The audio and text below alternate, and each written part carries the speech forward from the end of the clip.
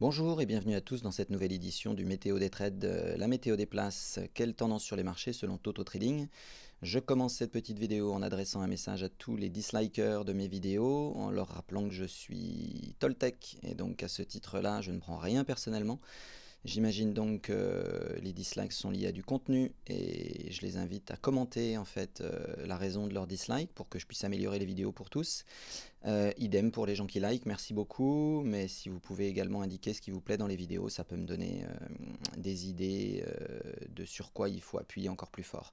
Par la suite, je vous en remercie. Sans transition, la tendance sur les marchés, sur le Nasdaq et le Dow Jones, on retrouve la vague haussière de la tendance haussière. Donc on peut aller chercher des points bas et acheter dessus. Tant qu'on ne casse pas 7748.2 et 26665.6 sur le Dow Jones, sans faire de fondamental, on peut quand même juste signaler que c'est lié aux propos de Jérôme Powell hier, qui signale des incertitudes depuis le FOMC sur les perspectives économiques US, en disant que la Fed est prête à intervenir. Donc ça a tendance à rassurer en fait le malade, paradoxalement. Voilà, les nouvelles sont pas très bonnes entre guillemets, mais ça rassure le marché, le fait que le médecin va intervenir si besoin. Sur le FTSE, on est dans la vague baissière de la tendance haussière, donc on est prudent. On peut éventuellement anticiper la vague haussière tant qu'on ne casse pas 7515.6. Sur le DAX, on est neutre, et sur le CAC, on est neutre avec une possible anticipation baissière.